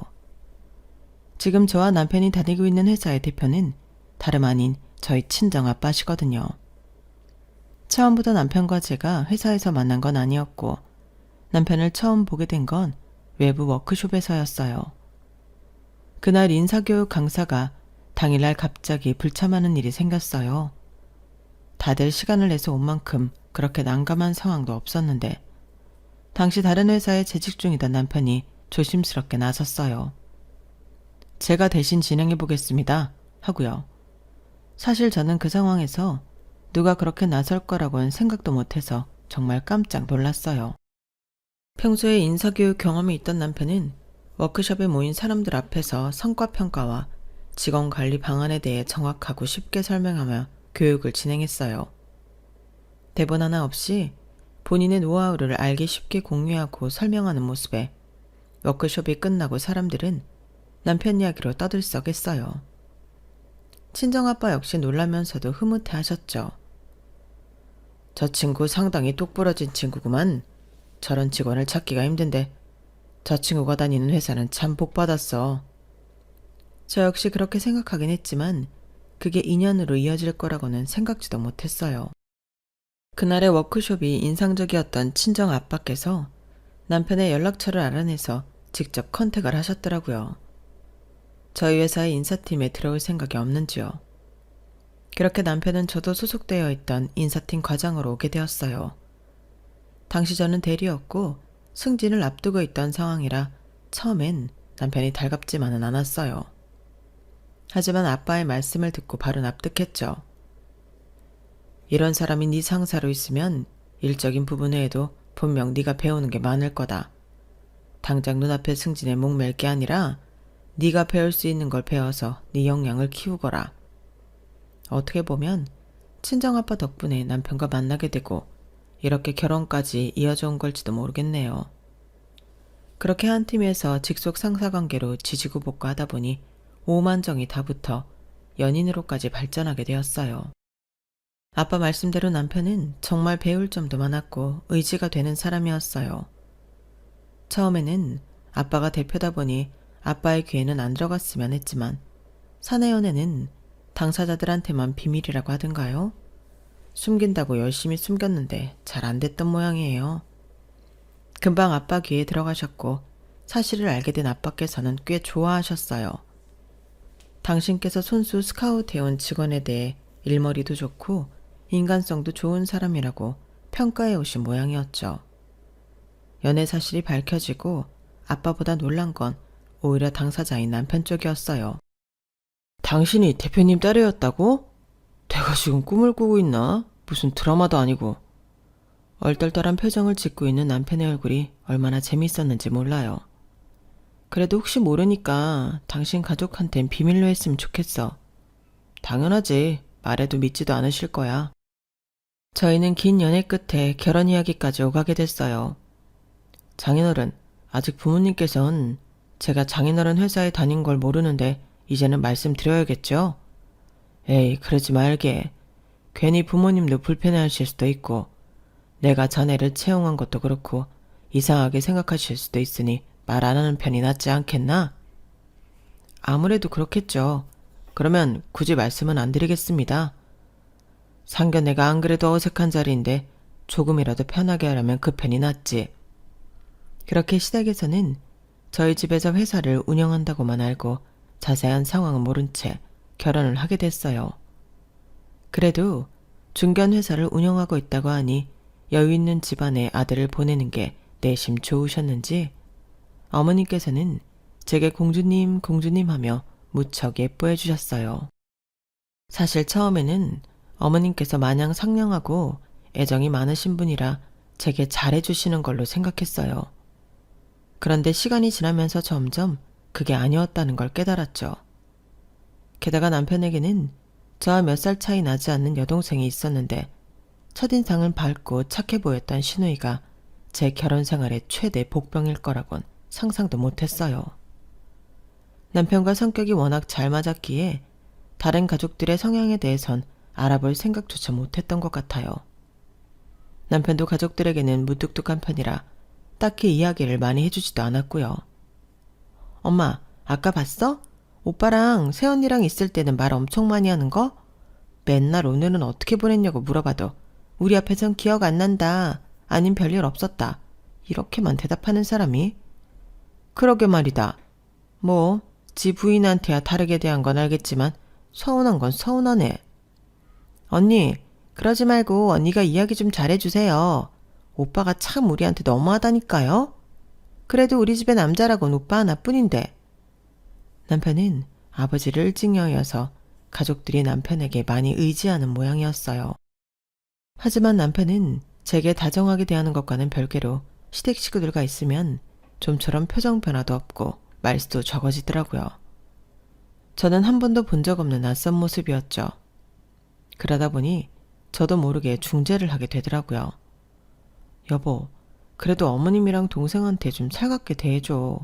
집에 남자라곤 당신뿐인데 얼마나 당신한테 의지하겠어. 됐어. 뭘 살갑게 시기나. 나도 이제 장가 왔으니 내 가정에 충실해야지. 내가 그렇다고 못해주는 건 없잖아. 그렇긴 한데 어머님이 당신이 집에서는 묵뚝뚝한 모습 보이다가 나랑 있을 때는 수다스럽고 밝아 보여서 내심 속상하셨대. 그래? 에휴, 내가 그런 걸 어떻게 일일이 맞춰드리겠어. 당신이랑 있으면 내 표정이 밝아지고 할 말이 많이 떠오르는 걸 어떡해. 당신도 참. 시댁에 갈 때마다 남편에게 서운하다는 시어머니와 시누이를 보며 남편의 왜 유독 가족에게는 무뚝뚝하고 심드렁한지, 혹시나 결혼 생활이 길어지면 나에게도 저러는 건 아닌지 불안할 때도 있었어요. 하지만 얼마 가지 않아 저도 알게 되었죠. 남편이 왜 유독 가족에게 거리를 뒀는지요. 앞서 이야기한 것처럼 결혼 초만 해도 시어머니와 시누이는 제게 무척이나 친근하게 다가왔어요. 제가 결혼할 무렵부터 시누이는 다니던 회사를 그만두고 휴식기를 가지던 중이었어요. 그래서인지 유독 저와 시간을 보내거나 친해지고 싶어하는 모습을 자주 보였어요. 새언니, 결혼하니까 어때요? 정말로 사람들이 이야기하는 것처럼 마음이 안정돼요? 누구랑 결혼하느냐에 따라 다르겠지만 저는 좋아요. 안정적인 느낌도 들고요. 좋겠다. 사실 저는 원래 결혼 생각이 없었는데요. 요즘 제 주변도 하나둘씩 결혼하고 있어서 좀 외로운 것 같아요. 주변에 좋은 사람 있으세요? 좋은 사람요? 바로 떠오르는 사람은 없는데 소개 원하세요? 주변에 사람이 없으니 소개라도 받아야죠. 새언니는 회사 다니니까 아는 사람은 많으실 거 아니에요. 괜찮은 사람 있으면 소개 좀 시켜주세요. 저도 연애하다 슬슬 결혼해야죠. 어머, 그래 좋은 생각이네. 며느라, 얘 소개 좀 시켜줘라. 회사 그만두고 집 밖에도 잘 안 나가고 내가 아주 걱정이야. 이럴 때 연애라도 하면 딱이겠구만. 네, 어머님 아가씨. 제가 열심히 찾아볼게요. 정말요? 고마워요. 잘 되면 다 새언니 덕분이에요. 진짜 열심히 찾아봐 주기예요? 그럼요. 바로 알아둘게요. 약간 부담은 됐지만 아가씨가 소개 생각이 있다고 하니 밝아지는 어머님 얼굴을 보면서 그동안 아가씨 걱정이 많으셨나 보다 싶더라고요. 그래서 정말 괜찮은 사람을 소개시켜주고 싶어서 주변에 열심히 물어보고 다녔어요. 아, 저 괜찮은 동생 아는데 엄청 성실하고 바른 애여서 소개해주고 싶어요. 그래? 잘됐다. 그럼 아가씨한테 전해줄게. 그렇게 첫 소개팅이 성사됐어요. 어머님과 아가씨는 잔뜩 들떴고 저까지 떨리더라고요. 아가씨, 그냥 편하게 한 끼 저녁이나 한다고 생각하고 다녀오세요. 혹시 아가씨 취향은 아닐 수도 있으니까 너무 기대는 마시고요. 에이, 그래도 새언니가 주선해 주신 건데 당연히 괜찮은 사람이겠죠. 걱정 마세요. 소개팅 한두 번 해보는 것도 아니고. 제가 알아서 할게요. 감사해요. 하지만 식구들의 기대를 한 몸에 받으며 주선해 주었던 첫 번째 소개팅의 결과는 처참했어요. 소개팅이 얼추 끝나겠다 싶은 시간쯤 칼같이 아가씨에게 전화가 왔거든요. 아가씨 잘 되셨어요? 언니, 저랑 장난하세요? 네? 아니, 진짜 살다 이렇게 재미없는 사람은 처음 봐요. 무슨 말을 해도 뚱하게 리액션도 별로 없고 나 혼자 광대처럼 떠들다가 이제 집에 가는 중이에요. 나중엔 저도 지쳐서 겨우 그 사람 얘기 듣는데 졸려 죽겠더라니까요. 아, 그래요? 아가씨 이상형이 성실한 사람이라고 해서 그런 사람으로 알아봤는데 그분이 아가씨한테 뭔가 실수하거나 그런 건 아니죠? 실수는 새언니가 하셨죠. 아, 그렇게 재미없는 사람이랑 무슨 얘기를 하라고. 그럼 그냥 밥 한 끼 맛있게 얻어먹었다고 생각하세요. 아가씨랑은 안 맞는 분이었나 봐요. 소개팅이 다 잘 맞을 수는 없으니까요. 그럴 거면 그 밥 내 돈 주고 혼자 먹고 말죠. 진짜 따분해 죽는 줄 알았네. 아, 어이가 없었죠. 그렇게 졸라서 해준 소개팅을 상대가 재미없었다는 이유만으로 이렇게 주선자를 비난하는 경우는 처음 봤어요. 다시는 아가씨에게 소개 따윈 해주지 말아야겠다는 생각을 했죠. 하지만 얼마 지나지 않아서 시댁에서는 또 저를 조르기 시작했어요. 아니, 그렇게 재미없는 사람 말고요. 좀 유머러스한 사람 없어요? 성실하고 유머러스하고 전 진짜 이거 두 개면 돼요. 저번에는 성실하기만 하면 된다고 해서 열심히 알아봐드린 건데 제 주변에 괜찮은 남자들은 다 연애 중이고 건너 알아보는 것도 무리인 것 같아요. 저도 상대방을 잘 모르는데 아가씨한테 소개했다가 실패했잖아요. 아, 실패야. 다들 하는 거지 뭐. 그럼 소개팅이라고 쉬운 줄 알았어요? 그래, 얘가 철이 없어서 그런 거니까 너무 마음에 담지 말고 한 번만 더 알아봐주면 안 되겠니? 진짜 그거 두 개만 충족하면 만나 보내잖니. 어머님, 저도 그러고 싶은데요. 그래도 일도 안 하고 이렇게 집에서 쉬고 있는 애보단 네가 어디서 남자를 찾아와도 더 잘 찾아올 것 아니니? 안 그래? 이번엔 어머님이 더 난리라 하는 수 없이 찾아보는 신용이라도 해야 했어요. 됐어 여보, 애쓰지 마. 연애는 자기가 알아서 해야지. 왜 자꾸 당신한테 알아봐 달래? 햄이랑 엄마 말은 그냥 한 귀로 듣고 한 귀로 흘려. 에이, 당신이야 그럴 수 있겠지만 내가 어떻게 그래. 이번 한 번만 마지막으로 해보지 뭐. 그렇게 두 번째 소개팅을 주선해줬어요. 이번엔 아가씨가 말한 대로 성실하고 직장도 괜찮은 데다 유머 감각까지 있는 사람으로 찾아보느라 시간이 꽤 걸렸죠. 외모도 준수했어요. 이만하면 트집 잡힐 거 없겠다 싶었죠. 하지만 역시나 결과는 같았어요. 새언니, 진짜 해도 너무한 거 아니에요? 네? 진짜 뭐 이런 사람을 소개시켜줘요? 언니가 보기엔 제가 아깝지도 않으세요? 네? 소개팅이 끝나자마자 기다렸다는 듯이 다다다 쏘는 말엔 바보처럼 네? 라는 말만 되풀이할 수밖에 없었어요.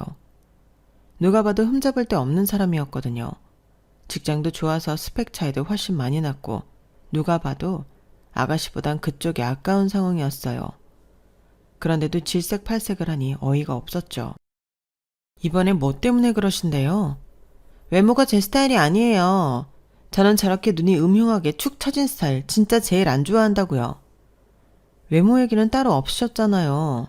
그리고 저만 하면 인기 있을 만한 얼굴인데다 직장도 좋은데요? 네? 잘생겼다고요? 이게요? 신우이는 갑자기 가족 단톡방에 소개팅 받은 남자의 사진을 예고도 없이 올렸어요. 각도가 아래서 위로 몰래 찍은 듯한 각도라 당연히 이상하게 나올 수밖에 없었고 제가 미리 봤던 사진들과는 전혀 딴판으로 나왔더군요. 이건 이상하게 나온 사진이잖아요. 그리고 지금 소개팅 자리에서 사진을 몰래 찍으신 거예요? 어쩌다 보니 찍혀 있던 거거든요. 암튼 이 사람이 한 번 더 보자는 거 제가 물렀어요. 채언니 사람 보는 눈 진짜 없다. 그래서 우리 오빠를 만났나? 뻔뻔하고 기가 막혀서 아무 말도 안 나오더군요. 신우이의 전화를 받고 나서 가족 단톡방을 보니 어머님이 어떻게 이런 남자를 소개시켜주냐면서 난리를 쳐놨더군요. 그래서 딱 한마디만 남겼어요. 저랑은 사람 보는 눈이 다르니 앞으로 소개는 다른 사람한테 받으세요. 라고요. 나중에 다른 주선자에게 듣기로는 아가씨가 남자분께 엄청 호감을 가지고 들이댔는데 남자 쪽이 관심이 없어 거절했다고 하더라고요. 아마도 그날은 제게 그 분을 폰 모양이었어요. 그걸 알고 나니 신우이랑은 더 상종 못하겠다 싶었죠. 게다가 더 나중에 알게 된 경악스러운 사실은 당시 신우이는 취직을 포기하고 취집을 하려고 했던 상태였다는 거였어요. 전 잠깐 회사를 쉬고 이직 준비를 하는 줄 알았는데 그게 아니었던 거죠. 알고 보니 신우이는 그때 퇴사했던 회사가 무려 4번째 회사였고 그 전에 다녔던 3군데도 최대 6개월을 넘기지 못하고 전부 금방 뛰쳐나와 버렸어요. 이유도 정말 각양각색이었죠.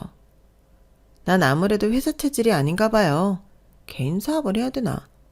누구 밑에서 일할 사람이 아니라 사장님을 할 팔자인가 봐요. 그럼 개인적인 사업을 알아보시는 거 어떠세요? 투자금 적은 걸로요. 됐어요. 괜히 해본 적도 없는 사업 손댔다가 망하면 엄마한테 죽어요. 그런데 그전 회사들은 왜 이렇게 빨리 나오신 거예요? 조금 버텼으면 이력에 잘 남았을 텐데. 첫 번째 다녔던 회사는 상사가 완전 이상했어요. 저만 보면 갈궈서 진짜 왜 저러나 싶어서 한 번 싸웠다가 퇴사했고요. 두 번째 하는 회사는 일시간대가 너무 별로였어요. 워라밸이 하나도 없으니까 내가 왜 이러고 사나 싶더라고요. 세 번째는 그냥 일이 마음에 안 들었어요. 해보고 싶은 업무가 있었는데 저한테 알려줄 생각을 안 하더라고요. 발전이 없어 보여서 나왔죠. 제일 최근까지 다닌 회사는 다 괜찮았는데 직원들이 저를 엄청 이간질하더라고요. 짜증나서 나와버렸어요. 이상한 회사가 많기는 하지만 한 회사를 6개월 이상 버티지 못하고 나온 데다 이야기를 들어보면 직장에서 인간관계가 늘 원만하지 못했던 느낌이더라고요. 누가 봐도 이건 신우이의 문제인 것 같았어요. 저도 직장 생활을 오래 했다 보니 시댁 모임에서만 봐도 신우이가 왜 그렇게 한 회사를 오래 다니지 못했는지가 한눈에 보였죠. 한 번은 명절에 시댁 대청소를 도와드리기로 했는데 팔 걷어붙이고 일한 저와 남편과는 달리 신우이는 본격 청소를 시작하고 20분 정도 지났을까요? 갑자기 사라져서 안 보이더라고요. 그러다 빈 방을 청소하려고 열었는데 정리하려고 꺼내놓은 물건들을 베고 그 사이에서 자고 있는 신우이를 발견했어요. 어이가 없었죠. 아가씨, 이 방 청소하려고 하는데요. 많이 피곤하시면 다른 방 가서 제대로 주무세요. 어머, 그래도 돼요? 어제 늦게 자서 일찍 일어났더니 글쎄 너무 졸린 거 있죠. 그래도 오빠랑 세연이 이렇게 열심히 청소하는데 미안해서 어떻게 자요? 괜찮아요. 잠깐 눈 붙이고 일어나는 게 더 효율이 좋을 수도 있어요. 신경 쓰지 말고 주무세요. 정말요? 그럼 정말 잠깐만 눈 붙이고 바로 일어날게요. 저도 사람인지라 양심은 있다고요. 딱 봐도 꽤 피우는 모습이라 별로 기대도 안 했지만 끝까지 딱 10분만 자고 일어나겠다고 강조를 하더군요. 역시나 10분은커녕 40분이 지나도 일어나지 않았어요. 결국은 남편과 제가 대청소 마무리를 다 했고 서로 수고했다는 의미로 간단한 다가상까지 차려 어머님을 부르려던 순간이었어요. 주방에서 나눈 대화가 들렸는지 신우이가 눈을 비비며 방에서 나오더군요. 어머, 청소 벌써 끝났어요? 도우려고 했는데 진짜 딱 10분만 자고 일어나려고 했는데 시간이 벌써 이렇게 됐네요? 깨우시지. 어떡해. 그렇게 말하는 모습이 어찌나 천은덕스러운지 한 대 쥐어 받고 싶더라고요. 너무 피곤해 보이셔서 차마 못 깨웠어요. 괜찮아요. 어머, 근데 이건 뭐예요? 너무 맛있겠다. 근처 유명한 화과자집에서 예약해놓은 다과 세트예요. 같이 드시죠. 좋아요. 아, 맞다. 그런데 엄마한테는 저도 청소 같이 했다고 해주세요. 네? 세연이랑 오빠랑 다 청소하는데 저 혼자 잤다고 하면 좀 그렇잖아요. 비밀 지켜주실 거죠? 야, 그럴 거면 일어나서 도와주는 신용이라도 하던가. 웃기는 애네. 아, 오빠가 뭔 상관인데. 내가 왜 상관이 없어. 나도 같이 했는데. 됐어 여보. 얘 말 듣지 마. 중간에 남편이 나섰기에 망정이지 너무 염치도 없고 뻔뻔한 신우이 태도에 표정 관리가 도저히 안 되더라고요.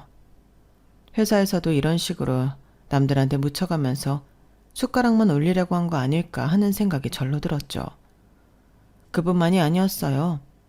어머님 생신날 저희가 식당을 예약하고 신우이가 생신 케이크를 준비해 오기로 했죠.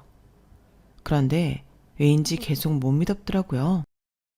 여보, 그냥 생신 케이크는 우리가 사갈까? 왜 알아서 사온다는데 냅둬. 왠지 못 믿어워서. 그냥 우리도 하나 사가자. 남으면 가져와서 디저트로 먹으면 되잖아. 에이, 설마 그렇게까지 해야 되나 싶은데. 반신반의하면서도 케이크를 따로 사가자는 말에 남편이 크게 반대하지는 않더라고요. 아마도 본인 동생을 더 잘 아니 하나 더 사가서 나쁠 건 없다고 생각한 것 같았어요. 혹시 모르니 크기는 적당하고 예쁜 케이크를 준비해 갔어요. 케이크는 식당에 부탁해서 냉장고에 잠시 맡겨놓고 식사를 마쳤는데 대뜸 신우이가 이러더라고요. 아, 맞다. 우리 생신 케이크 해줘. 새언니 오빠 케이크 준비해왔죠? 네? 아가씨가 준비해 오기로 하신 거 아니었어요? 네? 제가요? 언제요? 얘 봐라, 웃기는 애네. 까먹었으면 까먹었다고 말을 하면 되지. 왜 우리한테 뒤집어 씌워? 뒤집어 씌우긴. 식당 예약이랑 케이크 다 새언니랑 오빠랑 한 데서 난 손 놓고 있었는데. 난 이미 엄마한테 용돈 드리고 할 거 다 했어. 아우, 됐다 됐어. 케이크 그게 뭐 그리 중요한 거라고. 내가 애도 아니고. 식사 맛있게 했으니 됐다. 케이크 정도야 까먹을 수도 있는 거지. 어머님은 피곤하다는 듯 손살에 치셨지만 얼굴에 내심 서운한 표정이 스쳤어요. 정말 그 순간만큼 제 촉이 기특했던 적은 없었죠. 그럴 리가요. 어머님 까먹기는요. 아가씨가 까먹으실까봐 저희가 따로 준비해뒀죠. 남편이 부탁해둔 케이크를 꺼내 가져왔고 그걸 본 신우이 눈이 튀어나오기 일보 직전이더군요. 거봐요. 오빠랑 새언니가 준비하기로 한 거 맞다니까. 됐어요. 까먹을 수도 있지. 어머님도 이해하신다잖아요. 저희라도 준비해 왔으니 이걸로 됐죠. 어머님 초 부셔야죠. 생신 축하드려요. 그렇게 어머님의 생신은 무사히 치를 수 있었어요. 그런데 문제는 그 다음이었어요. 집에 귀가하는 길에 신우이에게서 뻔뻔하게도 연락이 오더라고요. 새언니, 사람 그렇게 안 봤는데 어떻게 그럴 수가 있으세요? 네? 갑자기 무슨 말씀이세요? 아니, 케이크 말이에요. 그렇게 꼭 엄마 앞에서 저를 꼽줘야 속이 시원하세요? 그게 아니라 분명히 아가씨께서 준비하기로 한 건데 발뺌하시니까. 저는 사실만 말한 건데요. 발뺌이요? 사람이 당황하면 좀 피해가려고 그럴 수도 있지. 속 넓은 사람으로 봤는데 너무하신 거 아니에요?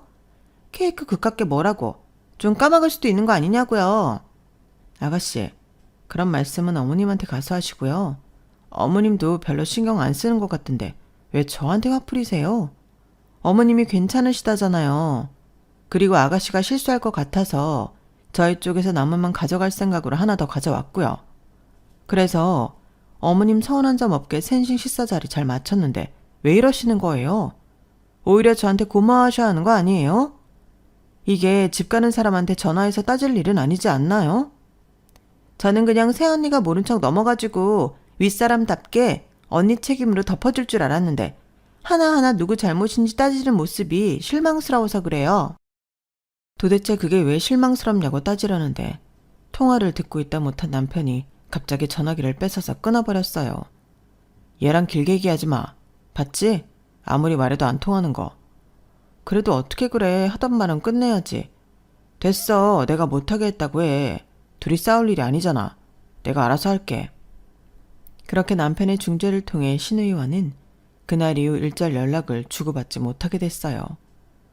남편이 뭐라고 한 건지는 몰라도 시댁에서 마주쳐도 제게 별다른 말을 걸지는 않더라고요. 하지만 그날 일이 제대로 서로 대화가 마무리되고 끝난 게 아니라서 그런지 참 만날 때마다 불편하고 어색했죠. 그래도 괜히 말 붙였다가 싸움 나는 것보단 이 어색함을 유지하는 게 낫겠다고 생각했어요. 그러던 어느 날이었죠. 신우이가 남편과 어머님 눈을 피해 저한테 슬쩍 다가왔어요. 새언니, 저 긴히 부탁드릴 게 있는데요. 부탁이요? 이런 말하기 좀 염치 없지만 혹시 돈 좀 빌릴 수 있을까요? 네? 무슨 돈이요? 그게 여행 간다고 쓴 카드값을 갚아야 하는데 일을 오랫동안 못했더니 점점 버거워져서요. 딱 한 번만 도와주시면 직장 잡자마자 갚을게요. 오빠한텐 비밀로 해주세요. 정말 간절하고 급해 보이는 얼굴이라 잠깐 마음이 흔들리긴 했지만 곧바로 마음을 다잡았어요. 돈 문제는 저 혼자 어떻게 할 수 있는 문제는 아닌 것 같아요. 직접 도움을 청하시는 게 나을 것 같아요. 제가 단독으로 도와드릴 수 있는 건 없어요, 아가씨. 딱 잘라 말했더니 갑자기 표정이 싸늘해지더니 획 돌아서더군요. 솔직히 그 이후로 또 한동안 저만 보면 징징대거나 할 줄 알았는데 의외로 그런 일은 없었어요. 그 잠잠한 시기가 평화로운 시기라는 생각이 안 들고 자꾸만 불안하게 느껴지더라고요. 그러다 그 불안한 촉이 맞았다는 걸 깨닫는 날이 오고 말았죠. 그날따라 이상하게 피곤해서 점심을 나가서 먹지 않고 배달시켜 친한 직원들과 나눠 먹고 있을 때였어요. 밖에 나갔다가 들어온 동료가 저를 보더니 급하게 회의실로 들어오더군요. 과장님, 보셨어요? 큰일 났어요. 네? 무슨 일이요? 팀장님 어머니랑 동생분이 회사에 찾아오셨는데 무슨 일인지 몰라도 팀장님 붙들고 엄청 소란 피우고 계세요. 어머님이랑 아가씨가 찾아오셨다고요? 그런 얘긴 전혀 못 들었는데 도대체 무슨 소란인데요? 저도 잘은 못 들었는데 동생분을 저희 회사에 취직시켜달라고 했는데 팀장님께서 거절하셨나 봐요. 그래서 이렇게도 안 해줄 거냐면서 네가 허락할 때까지 매일 찾아오겠다고 하시던데요? 뭐라고요? 너무 기가 막히더라고요. 문득 머릿속에 얼마 전 제게 카드값을 빌리려고 했던 신우이의 목소리가 떠올랐어요. 어이가 없고 분노가 차올라서 한 걸음에 로비로 뛰어내려갔죠. 소리가 나는 곳을 따라가니 바로 어머님과 남편이 보이더군요. 지나가는 사람들이 다 힐끔댈 정도로 부끄럽고 창피한 장면이었어요. 아니, 안 된다 하지만 말고 넌 어떻게 장남이 돼서 하나밖에 없는 동생 취직 하나 못 시켜줘? 네가 인사팀 과장이라며. 그럼 잘 이야기해볼 수 있는 거 아니야? 그래, 나 할 줄 아는 거 많다니까. 오빠도 알잖아. 회사 생활은 할 줄 아는 게 많은 걸로 되는 게 아니라니까. 너처럼 한 곳에 진드기 붙어있지도 못하는 애를 내 가족이라고 회사에 뽑았다가 무슨 욕을 들으라고? 공과 사는 철저히 구분해야지. 그건 전에 같이 다니던 회사 사람들이 나빴으니까 그렇지. 오빠가 상사면 괜찮을 거 아니야. 나 적응하게 도와주면 되잖아. 그래, 내가 괜히 너한테 부탁하겠니? 네 회사에 다니면 애가 좀 덜 힘들어하지 않겠느냐고. 회사에 마음 붙일 사람 있고 없고가 얼마나 크겠어? 누가 회사를 마음 붙일 사람 있는 거 확인하고 다녀요? 엄마, 제발 정신 차리세요. 지금 엄마 모시고 와서 이렇게 난동 부린다고 취직이 될 거라 착각하고 있는 것 자체가 글러먹었다니까요? 여기까지 와서 이러지 마세요. 이런 일로 얼굴 팔리면 저도 이 회사 못 다녀요. 남편의 피곤한 얼굴을 보니 그동안 저 몰래 얼마나 두 사람에게 시달렸는지가 확 느껴져서 화가 나더군요. 대화를 들어보니 한두 번 부탁한 게 아닌 것 같았어요. 몇 번이고 부탁하는 걸 남편이 무시했다가 여기까지 오게 된 것 같더라고요. 그동안 저에게 들키지 않으려고 애쓴 것 같아 참 미안하고 짠했어요. 동시에 화도 정말 많이 났고요. 그래서 저도 모르게 뚜벅뚜벅 걸어가 앞에 섰어요. 뻔뻔한 시누이와 시어머니 얼굴을 보니 도저히 화가 안 참아지더군요. 아가씨, 카드빚 못 갚게 생겼으니 이제 취직까지 시켜달라는 건가요? 회사도 사람을 아무나 뽑을 순 없어요. 공평하게 서류도 내고 면접도 보셔야죠. 인사팀이라고 우리 뭐 사람 마음대로 뽑는 줄 아세요? 우리가 아가씨 뽑고 싶어도 아가씨가 회사 다닐 인재가 아니라서 못 뽑아요. 뭐라고? 네가 어떻게 내 딸한테 그런 소리를. 너까지 왜 이러니? 얘가 지금 10년 가까이 회사 생활에 적응도 못하고 전전하고 있는데 불쌍하지도 않아? 그나마 지 오빠랑 새언니라도 있는 회사 들어가면 챙겨라도 줄 거 아니야. 이왕 둘이 같은 회사 같은 팀에 사람 뽑는 부서에 있으면 좀 도와줄 수도 있는 거 아니야? 어머님, 회사가 떼쓴다고 다 되는 거면 모든 회사가 다 가족 단위로만 굴러가겠죠. 아가씨야 철이 없으니 그렇다 쳐도 어머님까지 왜 이러세요 정말. 빨리 아가씨 데리고 나가주세요. 이 사람 여기서 이러고 있으면 평판 나빠져요. 아들 인생까지 망치고 싶으신 건 아니죠? 뭐야? 봤지 엄마? 내 말 맞지? 언니가 저런 사람이라니까. 언니 좋은 사람 아니라고 내가 몇 번이나 말했잖아요. 잘해주는 척 하면서 중요한 순간엔 사람 꼭 뒤통수 치더라고. 그렇게 이간질하는 습관도 회사에 적응 못하는 이유 중에 하나인 건 아시죠? 회사에 다니고 싶으면 열심히 준비해서 정정당당하게 들어올 생각을 하세요. 취직 안 된다고 시집갈 생각부터 하거나 카드비 못 갚겠으니 그제야 취직하겠다고 땡깡부리 생각하지 마시고요. 얘가 정말? 그렇게 딸 때문에 오랫동안 마음고생해놓고도 딸은 딸이라 그런지 팔이 안으로 굽더라고요. 시어머니는 뒷목 잡는 신용을 하더니 저를 매섭게 보더라고요. 남편이 그걸 보고 뭔가 일났다고 생각했는지 중간을 가로막았어요. 엄마, 그만 좀 우기세요. 제가 힘이 뽑을 수 있다고 한들 어차피 우리 팀에 자리도 없어요. 인원이 빠져야 충동을 하든 말든 하죠. 그래? 그럼 쟤를 자르면 될 일 아니니? 어차피 너흰 한 명만 돈 벌어도 먹고 살 수 있잖아. 햄이 살리는 셈 치고 쟤를 잘라라. 그건 또 무슨 말도 안 되는 소리예요. 네가 상사라며. 그럼 충분히 그럴 수 있는 거 아니니? 도대체 회사를 뭘로 보시는 거예요, 어머님? 이젠 하다하다 말도 안 되는 말을 하는 어머님을 보니 실소가 터졌어요. 어이가 없어 웃으며 이마를 짚으니 어머님은 더 노발대발 하더군요. 야, 너 정신 차려. 그래도 한 뱃속에서 나고 자란 정이 있는데 어차피 애 낳으면 일도 못할 너랑 몇 년째 방황하는 내 동생 중에 누굴 택할 것 같니? 내 말 안 들으면 너 집이고 회사고 다 쫓겨날 줄 알아라. 그때였어요. 외부 미팅이 있었는지 밖에서 돌아오고 계시던 저희 친정 아빠와 눈이 마주쳤죠. 남편 역시 거의 동시에 아빠를 본 모양이었어요. 남편 얼굴이 사색이 되더니 어머님을 밀어내기 시작하더라고요. 엄마 미쳤어. 여기 장인어른 회사야. 뭐라고? 갑자기 그게 무슨 소리냐? 사돈, 이렇게 뵙게 될 줄은 정말 꿈에도 생각 못했습니다. 저희 딸한테 잘해주신다고 들어서 늘 감사한 마음이었는데 실은 아니었던 모양이지요. 갑자기 등장하신 친정 아빠를 보고 어머님은 정말 말 그대로 까무러칠 듯 놀라셨어요. 어머나 사돈께서 여기 어쩐 일로? 방금 김서방이 직접 이야기하지 않던가요? 여기가 제 회사라고. 이럴 줄 알았으면 진작에 밝힐 걸 그랬습니다. 아니, 그랬다면 우리 딸한테 더 말도 안 되는 요구를 했을 수도 있으려나요? 아니, 이게 다 무슨 네가 장인어른 회사에 다니고 있었단 말이야? 어쩜 그러면서도 이런 부탁 하나를 안 들어줘? 반성하고 뉘우칠 줄 알았던 어머님은 오히려 그럼 더 힘이 있었는데 왜 부탁을 거절했냐는 식으로 나오더군요. 정말 기가 찰 노릇이었죠. 그걸 들어줬다면 아드님도 여기 없었겠죠. 솔직히 김서방이 놓치기 싫은 인재인 건 맞지만 이런 가족이 있다는 건 승진에는 결격 사유가 될 수도 있겠죠. 제 회사에서 제 딸을 내쫓겠다니 저도 회사 오너이기 전에 한 자식의 아비라서 그 말이 참 불편하게 들립니다. 잠깐만요, 사돈. 뭔가 오해하는 게 있는 모양인데 아까 그건 그냥 화가 나서 한 말이었지 진심은 아니었어요. 아니 내가 무슨 수로 얘를 집이고 회사에서 내쫓아요? 원래 화나면 다들 한마디씩 하잖아요. 말도 안 되는 소리인 걸 알아도요.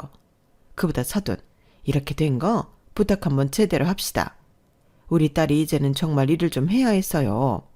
꼭 애들 있는 팀 아니더라도 우리 딸이 일하기 적당한 부서가 있으면 좀 넣어줬으면 하는데 그건 어려울까요? 이 와중에도 그런 부탁을 하시겠다고요? 사돈이 몰라서 그래요. 이렇게 아픈 손가락 같은 자식이 있는 게 어떤 심정인지.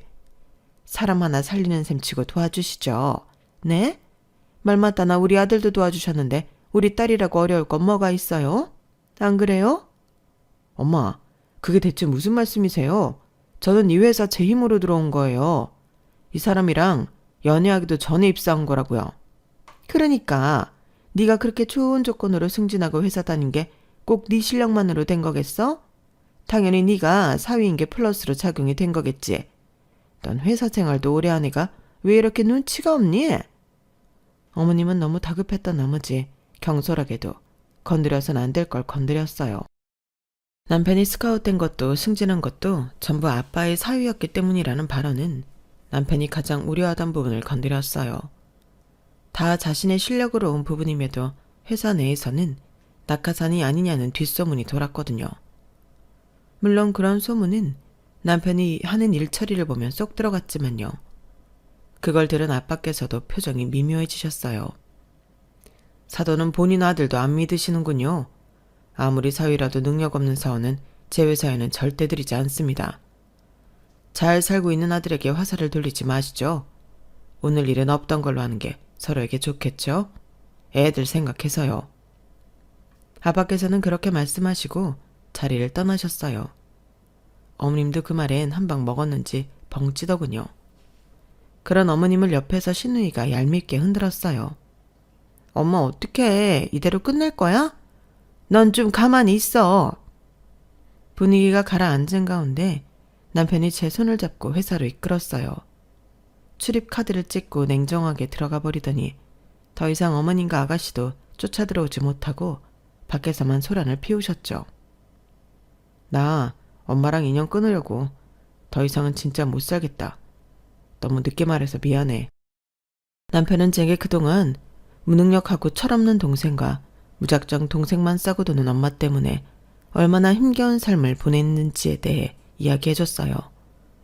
결혼하면 완전히 남남처럼 살 자신이 있었는데 아직도 자신에게 이러는 걸 보면 이제는 끊어내야 하는 게 맞는 것 같다면서요.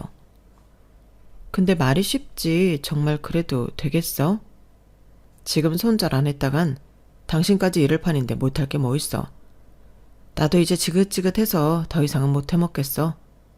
그렇게 퇴근한 남편은 시댁에 가서 한판하고 온 모양이었어요. 명절이나 어버이날 생신 등 각종 행사에는 용돈을 보내드리겠지만 그 외 일절 방문이나 연락은 하지 말라고 엄포를 놓은 모양이었어요. 남편은 다음날 제 핸드폰 번호를 바꾸자고 했고 바꾼 번호는 시댁에 알려주지 않았어요. 덕분에 제가 피곤할 일은 사라졌죠. 처음에는 어떻게 네가 천륜을 끊냐며 난리를 치던 시어머니와 아가씨도 남편이 이렇게 제대로 인연을 끊을 준비를 하기 시작하니 뭔가 심상치 않은 걸 느낀 모양이었어요. 잘못했다고 그렇게 냉정하게 굴지 말아달라고 부탁해도 남편은 꿈쩍하지 않았죠. 아무래도 남편이 없으면 시어머니도 아가씨도 여러모로 곤란하고 의지할 데가 없어지니 이제는 남편 말을 듣기로 한 모양이었어요. 더 이상은 그 말도 안 되는 요구나 부탁을 안 들어도 되고 실컷 잘해주고 이간질 당하는 일을 안 겪어도 되니 저도 살 것 같더군요. 아직도 가끔 만날 일이 생기면 남편 좀 잘 설득해달라고 부탁하는 어머님과 아가씨지만 그런 말은 한 귀로 듣고 한 귀로 흘리고 있어요. 어차피 그 짧은 시간만 잘 흘리면 남편이 알아서 차단해 주는데 굳이 제 발로 그 지옥에 다시 들어갈 필요는 없잖아요. 여기까지가 제 사연입니다. 마음을 털어놓고 나니 좀 시원하네요. 들어주셔서 감사해요. 여러분의 오늘과 내일도 항상 꽃길이시길 바랍니다. 여러분, 사연 댓글에 응원과 현명한 좀 부탁드려요. 좋아요와 구독은 저에게 큰 힘이 됩니다. 오늘도 좋은 일 가득하세요.